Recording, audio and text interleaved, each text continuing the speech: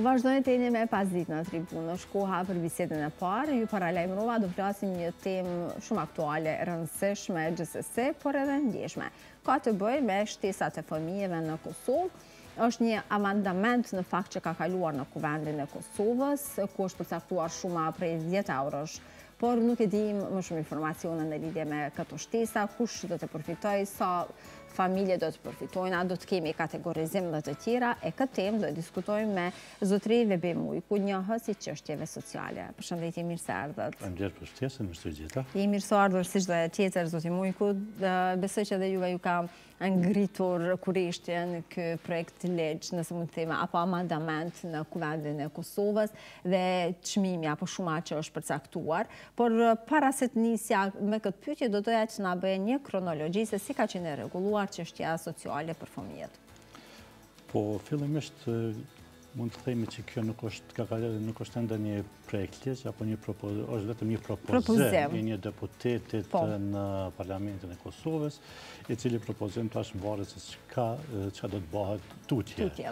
Sepse ne me vërtet po përballemi shumë herë me disa propozime për disa partive politike të cilat edhe nuk janë të përcaktuar, dhe faktikisht edhe në Kosovë kanë problem përcaktimit se cila është e gjatë e majt apo e qendrës, mirë po duke shfrytzuar foltoren edhe pozicionin, shumë herë propozojnë diçka e cila në parim edhe kalon prej gjithë të tjerëve për shkak se është një propozim populist, pa ndonjë analizë të mirë fillt se sa do të ndikojë apo sa kushton. Na mund të folim pak vetëm për ato se çka kemi ndëgjuar dhe çka kemi lexuar ditëve të fundit për shkak se diçka konkrete ende nuk ka. Nuk kemi, po. Ne jemi qytetarë të cilët me të vërtet kemi trashëguar nga ai sistemi shtesat fëmijëve, edhe mbaj mend shumë mirë kur edhe prindërit tonë edhe të afërmit tonë ndoshta kanë shit edhe tokë edhe prona, vetëm që të mos të kenë në pronësi të vet për shkak të pranimit apo shfrytëzimit të gëzimit të drejtave së shtesave fëminore. Për shkak se shtesat fëminore kanë qenë relativisht mëdha dhe diçka e ngjashme hala vazhdon në shtetet e perëndimit. Dhe çka ka ndodhur tek ne? Kemi pa një propozim i cili është ndikon prej 10 euro apo 33 cent në ditë për një fëmijë. Është një propozim i cili është themi ashtu blanko, është propozuar dhe ashtu ka kaluar, tash është mbetur të përcaktohen kriteret.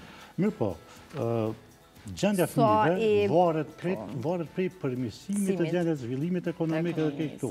Ne e dimë që kjo do të jetë e kushtueshme, e dimë krejt. Mirë po, definicioni fëmijë e përcakton çdo person prej 0 deri në 18 vjeç. Dhe këta e kanë bërë në start një diskriminim për fëmijë 16 dhe 17 vjeç.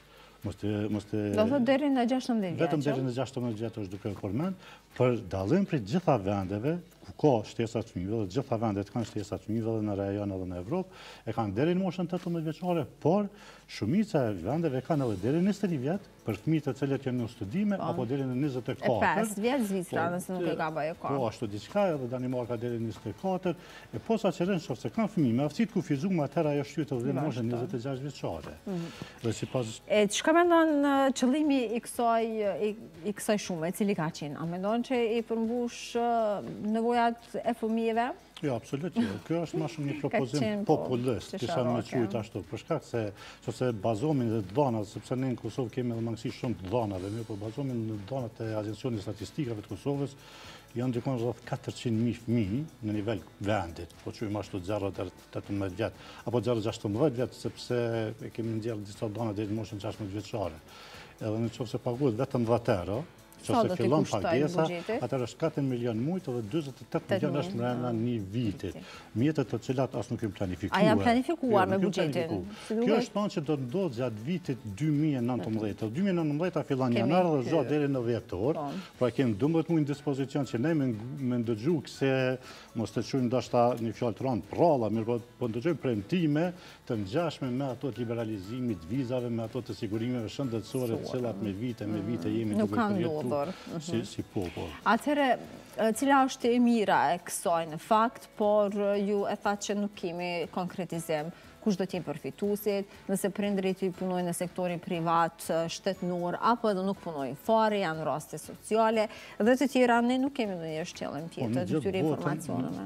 pikërisht edhe ne po presim të angazhohemi edhe me inputet tona kur fillon zhvillimi faktikisht se s'ka amandamente njerë, kur fillon zhvillimi këtyre dokumentave dhe përcaktimi kritereve. Dhe paraforsisht në botë është një e thonë ashtu që shuma e cila paguhet për shtesa fëmijëve është dikun 20% e pagës minimale ose 10% e pagës mesatare të një vendi, që tek një qëse marë 170 euro pagën minimale do të ishte dikun të 34 euro pagesa. Mirë po ka dhe kategorizem në bazë të hyrave se sa përfiton një familje, sa realizon një familje atë që të hyra. Po, mirë po, qëllimi tash edhe këtë bota, po sidomos Evropa, pjesë e Evropës, po edhe Kosova po bën pjesë në këto sfida në përballje me natalitetin. Dhe qëllimi i shtesave të fëmijëve gjithmonë është mbajtja e natalitetit edhe kujdesit sa më të mirë ndaj fëmijëve. Dhe ka përshkallëzime për fëmijën e parë, fëmijën e dytë, fëmijën e tretë, fëmijën e katërt. Por ka edhe lehtësime sepse secila familje e cila ka më shumë fëmijë me të vërtetë do të përballet edhe me probleme më të mëdha të tjera. Dhe çka është shqetësimi më i madh, unë ndëgjova këto ditë, sepse gjithë këto debate ndëgjova këto ditë kur vetë zyrtarët e Ministrisë Punës dhe Mëshirës Sociale flitet se për përfitues të asistencës sociale, ku i kemi dikon për 25.000 familje, mbi 100.000 anëtar, ku konsiderohet që 50.000 prej tyre janë fëmijë, dhe ata fëmijë me të vërtetë para 12 viteve ashtu ka filluar një pagesë prej 5 eurove për fëmijë shtesë. Dhe tash konsiderohet qeveria që start ka planifikuar që aty një fëmijë do të shkojë vetëm në një 5 euro. A jo edhe 10? Jo edhe me 10. Po ato familje janë në gjendje të mrekullueshme sepse tërë familja jeton dikon një familje 5 anëtarësh jeton dikon me 107 euro apo me 75 cent ditë jeton dhe nash çfarë shtohet edhe një 10 është pak, edhe 20 është pak për me ngrit kualitetin e kualitetin e jetesës. Ndoshta për fillim kishte më qenë mirë, edhe kishte më qenë një propozim ose qeveria nuk ka parë të mjaftueshme për fillimin e pagesës familjet të cilat realizojnë të ardhur, edhe pse është një diskriminim, por që realizojnë të ardhur mbi 1.000-1.500 euro, ndoshta për fillim ato të mbesin. Mirë, po Kosova ka problem edhe me trungun familjar, sepse ne ende se kemi zhvilluar trungun familjar, kush punon, dhe shumë herë na përballemi që personat edhe të martuar e konsiderojnë veten si bashkëtesë, i kanë bjana të ndryshëm, për raste ndryshme, përfitime ndryshme, kështu që ne kanë jena shumë atë prim se çysh ta zhvatëm shtetin, çysh ta shfrytëzojmë deri në maksimum se sa çysh ta ndihmojmë shtetin tonë. A mendon që do të ketë sukses ky propozim, po në fakt cilat janë mangësitë, i përmendet ju gjitha këto mangësi, çfarë duhet bëjmë realisht? A duhet rishqyrtuar edhe një herë propozimi, duhet të shohim buxhetin, apo duhet ditur se si do t'ja dalin? Unë mendoj që qeveria duhet të fton persona të zyrtar prej Ministrisë Financave, prej Ministrisë Punës, Mëshirës Sociale, prej Ministrisë Shëndetësisë, prej Agencionit Statistikave, prej shërbimeve sociale, prej shoqërisë civile, të ketë një grup të personave të cilët me të vërtet do ta vlerësojnë realisht se cilat janë rrethanat, se çka mundna me bë, edhe Ministria e Financave tregon se sa mjete mund të ndajnë në dispozicion. Sepse ne peshon se qysh po fluturojnë milionat në për Kosovë kohët e fundit dhe mas paku ka investime në fëmijë, pra në ardhmërinë tonë. Dhe ne për këtë qëllim do ta kemi një grup, edhe tulmi dhe të përcaktojmë kriteret reale, të bëjmë një matje testit varfërisë, kush do ta mbajë atë matje, kush do të përfitojë pak më shumë dhe të përfitojnë ata që duhet me të vërtetë që e meritojnë. Atëherë nëse fëmijëve u ndahen këto mjete, në çfarë mënyre duhet ju ndahen? Parake, përmes llogarisë bankare apo përmes ndonjë pagese të një aktiviteti fizik që tek ne pothuajse shumë pak fëmijë e gëzojnë këtë drejtë. Kjo është me të vërtetë është edhe një pyetje shumë nëse ju ke shpërdorën parat të cilat të ndahen për ta. Sepse nëse ato mjete kalojnë në llogari drejt për drejt të prindit, me siguri që fëmia nuk do të sheh ato mjete, pak nuk do të gëzoj.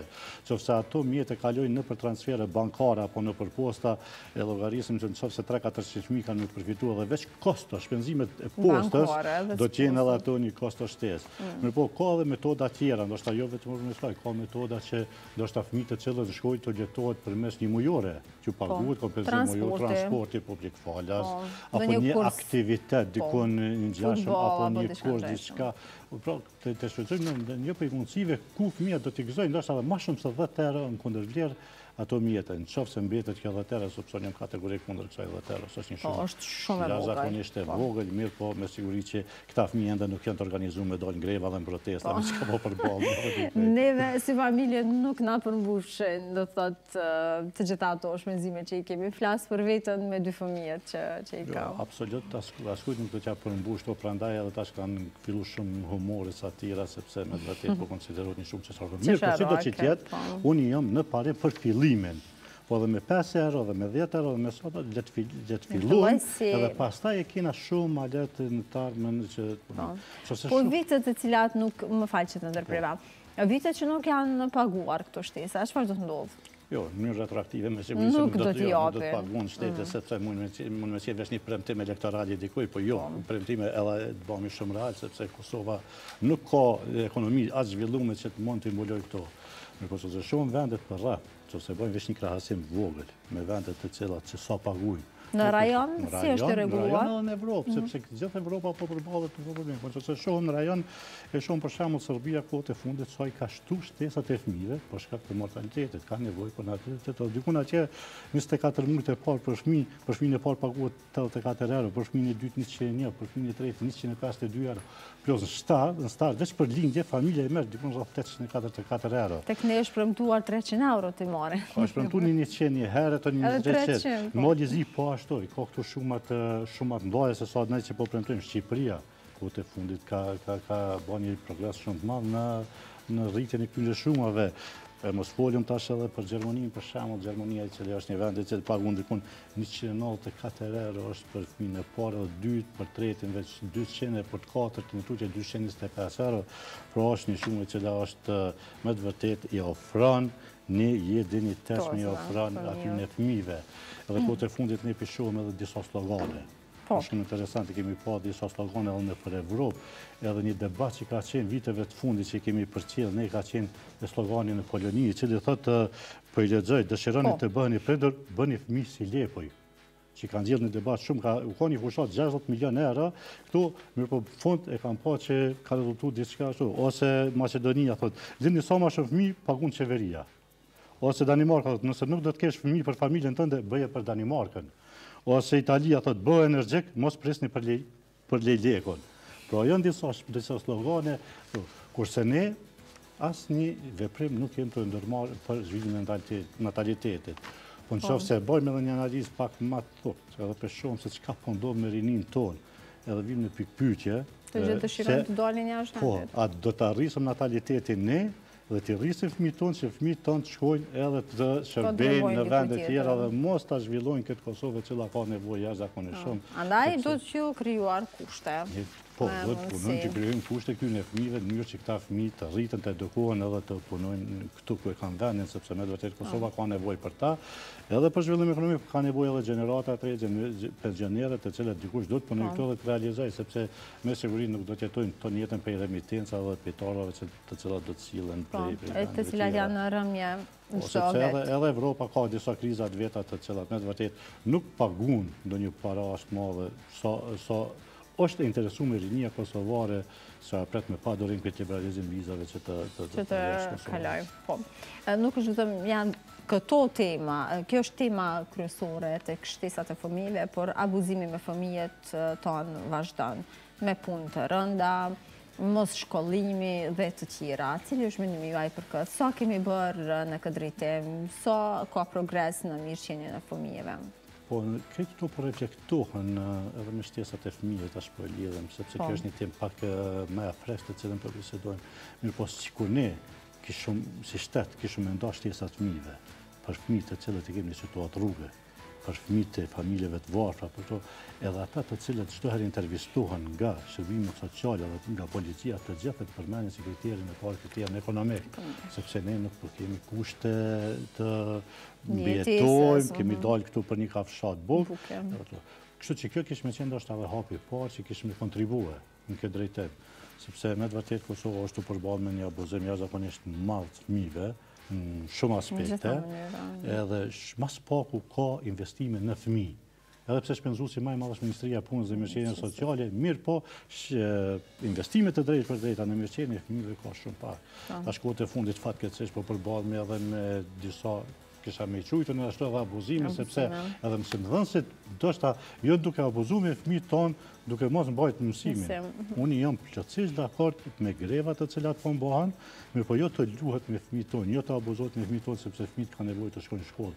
Jo ta ndjekin çdo të shtune, sepse ata kanë nevojë për 2 ditë pushim, jo të vazhdojnë në qershor, mirë po në anën tjetër, nëse shikojmë, këtu kemi të bëjmë me një çoraditje qeverisë, sepse vetë qeveria... Po, veç pasojat për i bartin fëmijët, prindërit, vetë jashtëzakonisht madh pagave, të përcaktu kritere që një pagë, dikush do ta ketë një pagë 300 euro, 200 euro, dikush 3000 euro, dhe të njëjtin vend, atëherë edhe mësimdhënësit janë ata që kanë kontribuar, edhe para lufte, edhe gjatë lufte, edhe pas luftës, edhe ata e meritojnë një pagë dinjitetshme, mirë po jo duke i keq përdorur fëmijët tonë. Mund punojnë paraditet të bëjnë protest pas dite ose anasjetas, mirë po fëmija duhet të vijojnë shkollimin. Kjo që apëndot me ndër që është pak e ta.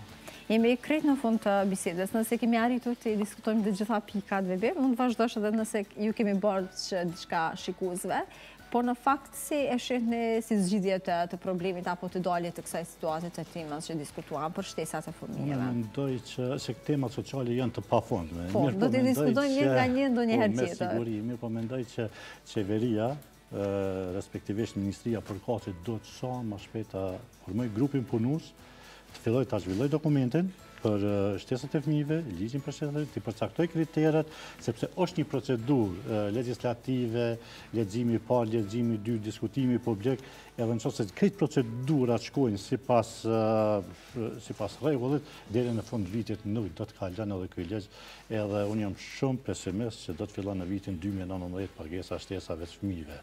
Prandaj mendoj që sa më shpejt që qeveria ndjedhet, Ministria Përkaqëse, fillon me hartimin e kritereve dhe të vazhdojmë tutje. S'poku një problem më pak. Po, cila do të jetë e mira, e diskutuam këtë çështje, nëse cilat janë përfitimet? Përfitimet do të jenë çdo herë për fëmijën. Mirëqenia e fëmijët, interesi më i mirë i fëmijët, i cili është primare për gjithë ne. Nëse shfryzojnë fëmijët. Patjetër. Faleminderit shumë zot Vebi që ishe pjesë jona. Ne takohemi për tema të tjera, po kaq të rëndësishme. Faleminderit edhe për ju dhe çdo herë të gatshëm për diskutim. Jemi mirëseardhur çdo herë. Do vazhdojmë tutje me një blog të shkurtër marketingu, rikthehemi në pjesën e dytë.